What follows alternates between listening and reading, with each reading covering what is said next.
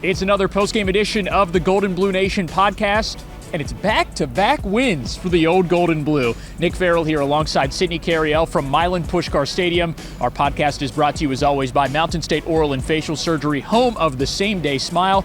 West Virginia taking care of business on its home turf for the first time since September 13th. The backyard brawl. This time it's against Coach Deion Sanders and the Colorado Buffaloes in Big 12 play.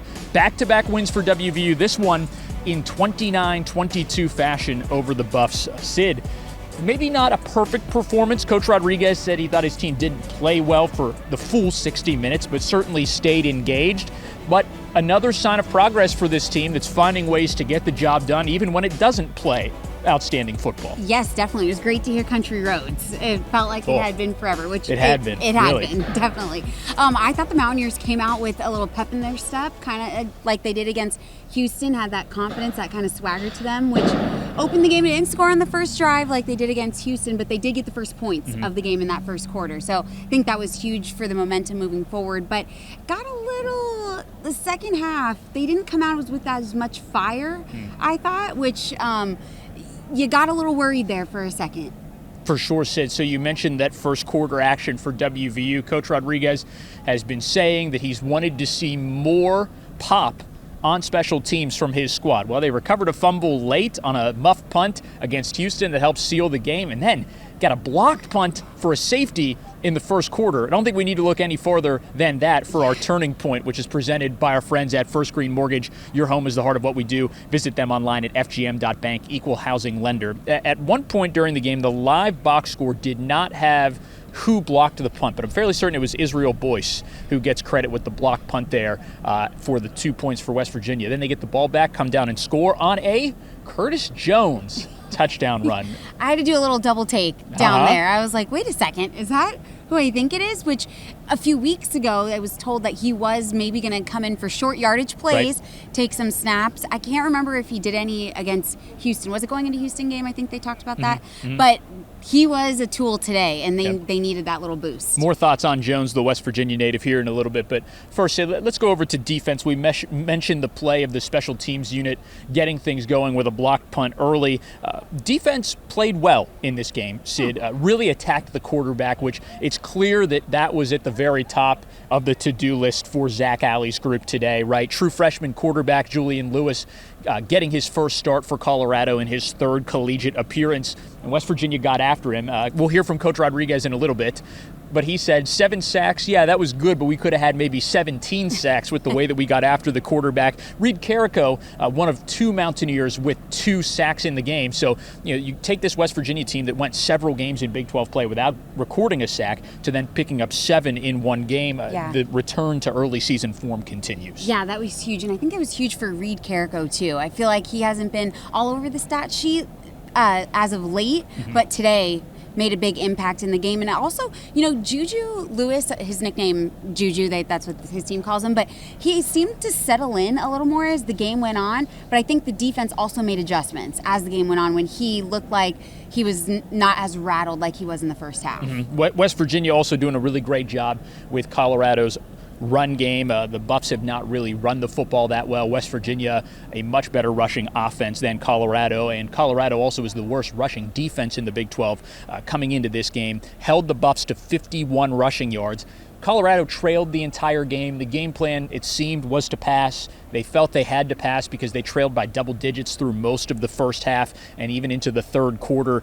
But that's where Colorado had a tick up on West Virginia, it seemed. Lewis 1 yard shy of 300 passing yards in his first collegiate start. Again, there was a lot of hype about him as he was recruited as one of the top players in his recruiting class, rated as the second best quarterback by ESPN and other recruiting services.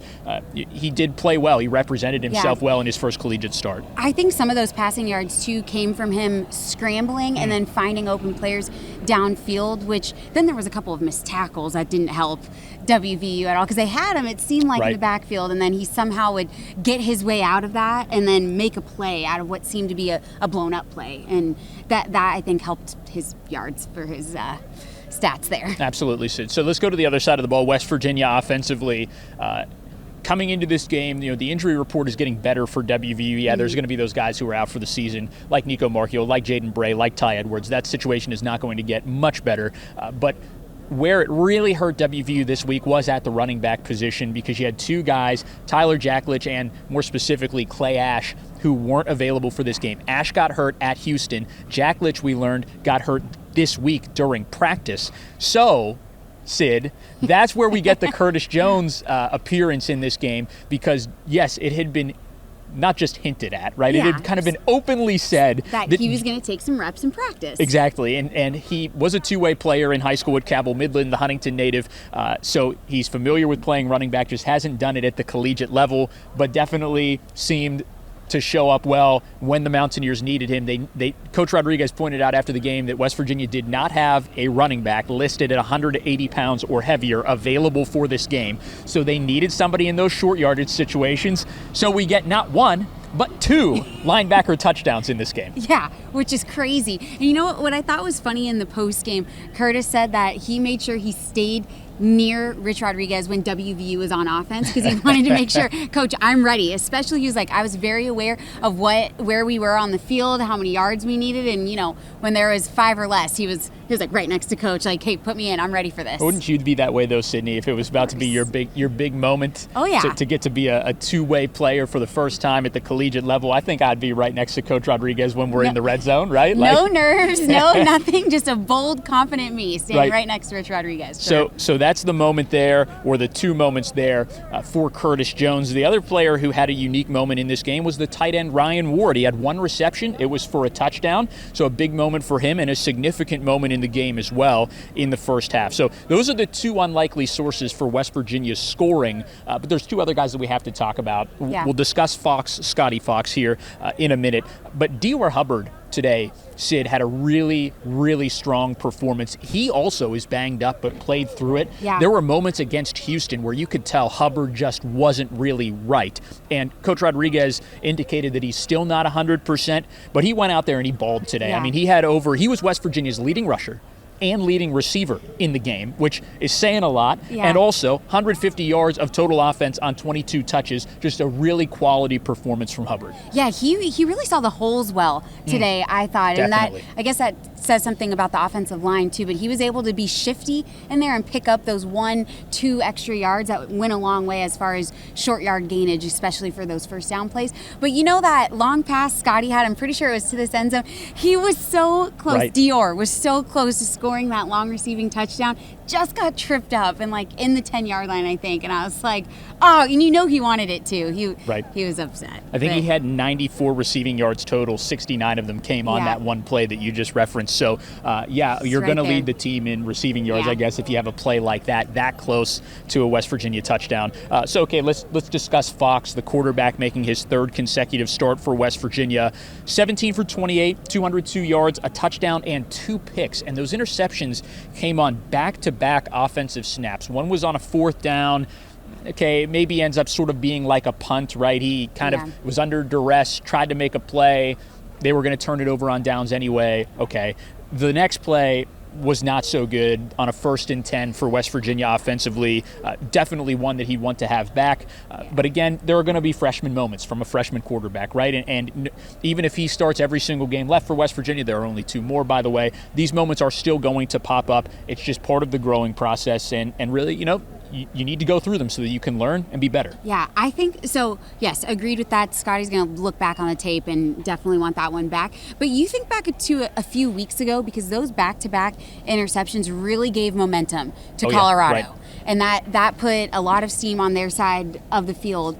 You think back to a few weeks ago, I don't know if the Mountaineer team from, let's say, the UCF game or prior to that would have been able to overcome that adversity and might have, I don't know, fell a little bit or felt deflated. And this team did not. I think they shook it off, got back out there, and did what they do well. They ran the ball, got back to it, and drove down the field. So I think that maybe did show a little bit of maturity for the team, especially maybe Scotty Fox being able to shake off those 2 interceptions. So trying to make a positive out of these two bad. But I think it's a great errors. observation, though, Sydney, because there's a moment there after 2 offensive plays end with 2 interceptions that you could say, look at the game and say, uh-oh, is this one going to get away from them again at home? They had everything going for them. The tables are starting to turn a little bit, but they took care of business when they needed to in the fourth quarter. Yeah, they totally did. And you could kind of feel that a little bit in the stadium of, oh no, are we going to see something not great? But yeah, like we said, I don't need to repeat myself, but I think that was maybe a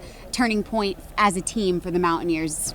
2 back-to-back errors, but hey, no big deal. We were able to calm down and then get it done. I think the question now is, can they keep it going against 2 really quality Big 12 opponents here in the final 2 weeks of the regular season? We'll discuss what's next for West Virginia here in just a little bit, but when we come back, we'll listen in to post-game thoughts from head coach Rich Rodriguez. By the way, the head ball coach under the weather, but still persevering on the sidelines this week. Okay, time for a short break, then we'll head to the podium with the head coach right after this word from Mountain State Oral and Facial Surgery. The reason I came to the practice was because I had some teeth extracted and I wanted to get some replacements for it. We did a treatment plan to see how many implants they were going to place, and now I'm actually just waiting to get the crowns. The thing I liked the most about coming here, I was greeted with a smile, everything ran smooth, and that they were really going to do what I wanted them to do to make my smile a little better. They're some of the best doctors, and you will get good quality care. Searching for a mortgage lender that's 100% local, personal, and focused on home loans? First Green Mortgage has been serving West Virginia for more than 35 years, and they can assist you with every step of your home ownership journey. Visit them in Bridgeport or Morgantown or at fgm.bank. Been a little bit under the weather the last couple of days. Can hardly talk, so bear with me, please. First off, really proud of the guys to pull out a win. We didn't really play well, but they stayed engaged, and when they started making a little comeback, nobody panicked, and we'll take any win we can get. And I thought the crowd, first off, the weather was, how about this weather? Weather's terrific. Our crowd was unbelievable. I mean, they were here, they were loud, and I think they really made an impact. And they have all year. So I'm hoping we have one more home game, and I know it's in Thanksgiving, might be a tough time, but and we're going to be playing one of the best teams in the country. So I hope we could pack it out in our last home game and like they have all year and make an impact like they did today. So very thankful for our West Virginia fans. So, Rich, start with the ground game. After your great performance last week, you were bottled up a little bit the first half, but the second half, it really started to click. Greg, we didn't. Yeah, we weren't. I'll have to watch the film. We had a couple of things that hurt us with some really negative yardage plays on the perimeter stuff that you got to, the 6-7 yard losses, those are hard to overcome in the run game. So we got to take a look at that, and I don't think we got as much push as we needed to for most of the game. But to the O-line's credit, at the end, when you need to get a first down and everybody knows you're going to run it, they did it. And that's the key. When we get to the point where everybody knows you're going to run it and you're still going to run it and get first downs, then you got what you want. So at least at the end of the game, that was a positive sign. So how did Scotty play from what you know right now? And then he kind of had to also overcome an obstacle there. Yeah, Scotty was, I thought he did some really good stuff. There was a couple things he wanted to have back.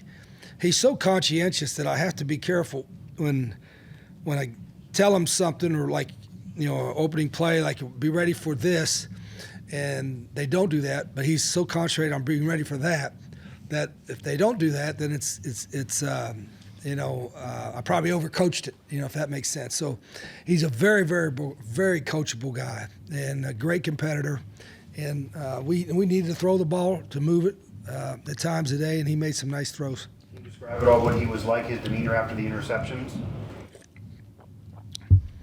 Yeah, I think he's probably mad, but what do you expect the demeanor to be? You go around and do jumping jacks on the sidelines and give everybody a hug, or you think he's going to be, or he's going to be pissed and say, "I'm going to go back out there and play," So one of them, the ball got tipped, wasn't his fault, and the other one he shouldn't have thrown. But I think he's going to, like you're saying, I thought their freshman quarterback played outstanding. They're going to have freshman moments, but if they learn from them, they'll keep getting better. And what's going to help for Scotty is if we can run the ball better, which we didn't do for the first half, or really the first 3 quarters. But we'll see what we could do. And Dior battled. He wasn't 100%, and he ran hard. But we've still got to – we'll figure out some stuff there. But like I said, I'm not going to apologize for any win at this point. And our guys are battling back a little bit. And I told them this is the first time I've mentioned it to them. Believe it or not, we still got a chance to go to a bowl game. I mean, really? So we got to win out, but you're telling me there's a chance. There's a chance. Rich, Curtis Jones had 3 carries for 9 yards and 2 touchdowns. You weren't kidding when you said you were going to use him on the short yardage situation. Yeah, he wasn't going to get long. I mean, we didn't put him out there in the regular stuff, but he's just, the other guys are all little guys. You know what I mean? And the only bigger guy we had left, Tyler Jacklich, got hurt in Wednesday's practice. And so we had no backs that I think weighed more than 180 pounds. So CJ, I knew the first time we were down the goal line, I turned around and he's standing right breathing down my neck. And so we'll get you in there at some point. And he can be a weapon. He was obviously a really good high school running back. But our running back health situation has been kind of crazy too. Excuse me. Pressure on Juju Lewis. He had 7 sacks. He completed passes, but your defense made him pay a lot too. He had 7 and should have had 17. Just his ability to scramble, get out of pressure. We lost contain a couple of times, and you got to give him some credit. But we didn't generate enough. I don't think enough pressure and getting them on the ground. They got a few sacks, but there was a few more that we missed. And but our defense played hard, and I think they're learning stuff too every day. So this is the first year in Zach's system, but I'm proud of the way they made some plays when we had to. Going off of that, how do you feel like your linebackers played? Ben Bogle had 2 sacks, as well as Ben Cutter had a few as well. Yeah, I thought they did okay. I think we missed a few tackles here and there. Sometimes the sacks were because of great effort, and some was because of scheme. But excuse me. But those guys, I tell you one thing they do is those guys play really hard. Ben and all those guys, Reed, Chase, they all play really, really hard against some talented guys. We knew they were going to throw the ball to number 4, and they kept throwing it to him, and we were covering him, but he was still making plays. And so some great throws and some great effort by them. So. It was one of those games. It was going to be. I never really felt comfortable, and why would I, right? But shoot, we won. Hey, let's go Mountaineers. You talked about talking to the guys for the first time, like, hey, we could still make a bowl game. Yeah. What's that mean after the way the season started and that rough stretch, 5 straight conference losses to still be in contention? Why do you have to bring that up? I know. Such a negative Nelly. No, we're all good now. I said a few weeks ago we started practicing with a little more authority, I think, and a little more. I mean, like I said before, I want these guys that sometimes they look like it's a job, and sometimes we tell them as coach, do your job. Well, I don't want them to treat it like a job. I want to treat it like a game. They need to enjoy playing, and there's nothing better than a winning locker room. You can go down there right now. These guys are dancing and singing and hugging each other, and that's my whole point is that it's a game, and when you win the game, you celebrate and have fun. And hopefully the last couple weeks they've been able to do that, and with 2 more opportunities, and see what happens. I mean, we're playing two really good teams, 2 top 25 teams, and one of them's on the road and a long trip, and the other one we get at home. But we'll see what happens. Rich, you've alluded a couple times to change of practices. Is it harder? Is it more fun? Like, not really. I didn't really change practice per se in what we do. I just mixed it up a little bit with some live and unforeseen moments. Like it comes with a routine. And I've been doing the same routine for 28, 29 years, but I'm sprinkling in a little something different to kind of get them to have, get their competitive juices going, if that makes sense. I mean, who doesn't like to compete if you're keeping score? So, and practice can be monotonous if you're not trying to keep score or having a winner or loser when you're going against each other. So that's all it was. I want our guys to learn how to compete. I mentioned about, I love to compete. No, I'm too old to do anything else other than play pickleball. But you can ask Miss Rita. We like to compete in pickleball. I only gave her 2 concussions. 2. But one was on match point. So, that could be excusable. In the other one, I wasn't aiming at her head, but she bent down. So it happened to hit her in the head. But that's all I can enjoy now. I'm too old to do anything else. Time for one more, Kevin. Rich, number of 4th down situations today. How many of those are by the book, by whatever analytics you have versus feel, versus, hey, I'm going for this one no matter 0 what? by the book, 0 by analytics, 100% by whether I feel, is it a good time to go for it or is it not? Do I think we can get it or do I not? I don't know. How many did we have a bunch today? A couple. But, I like to the point where you get 4th and 1 or 4th and 2. It's like, shoot, that ain't a no-brainer. I'll never punt from inside the 40. So if we didn't make it on the last one, we were inside the 40, we'd have gone for it on the last play. What's that? 3 or 4. 3 or 4? We're better on 4th down than 3rd down. But you should be because most of it's 4th and 1, right? So anyway. But, yeah, that's key when you can get some of those converted. That's West Virginia head coach Rich Rodriguez speaking after the victory against Colorado here at Milan Puskar Stadium. WVU, a winner of 2 in a row now, improving to 4-6 overall and 2-5 in Big 12 play. Here to wrap up this edition of the Golden Blue Nation podcast presented by Mountain State Oral and Facial Surgery, Nick Farrell and Sydney Cariel. So Sydney, as Coach Rodriguez just mentioned, the Mountaineers, they understand what's still on the table here. Mm-hmm. 2 more wins against quality opposition would get the Mountaineers to 500, get them to that 6-win mark, and make them bowl eligible in Rodriguez's first season back at WVU. But standing in their way before Texas Tech, which that one's going to be a huge one. No matter what the result of the Arizona State game, sure. It's going to be a huge one here the Saturday after Thanksgiving. But coming up 1 week from today, West Virginia taking on Arizona State in the desert. That's a 1 p.m. kick on TNT. Let's hear it, Miss Sun Devil. Give us the scout. I'll do my best. That's when we need our other former colleague, Kevin Redford. That's right. Yep. He's better with the numbers than me. But something interesting that Arizona State did, they were on an off week this week, and Coach Kenny Dillingham gave them the entire week off, which you don't see very often, but he just said we are really banged up and everyone needs to rest. Wow. And one of the main positions they're banged up in is quarterback. Sam Levitt, he's out. He had surgery, I believe, on foot injury, leg injury, something like that. So he's out, so that puts in their backup quarterback, Jeff Sims, who is coming off a record game against Iowa State. His jersey was actually put into ASU's Hall of Fame because he set the all-time Arizona State single-game quarterback rushing record. Wow, how about that? Yeah, against Iowa State with 228 rushing yards. So I bring that up just to say that it's going to be another dual-threat quarterback that WVU is going to have to deal with, and stop the run probably will be their biggest key going into Tempe. Well, Sid, there's no question, even though West Virginia has improved physically, mentally, results-wise, across the board, this team has struggled against mobile quarterbacks. That's kind of been its kryptonite throughout the season. So West Virginia is going to have to take another step forward on both sides of the ball, take better care of the ball on offense, but also be as active defensively as that defense was today. I think, too, Scotty Fox has a little shiftiness to him, too, and he can run the ball. So I don't think we should count him out by no means. And I meant to say this earlier when you were talking about him, but on the sideline, he really does have this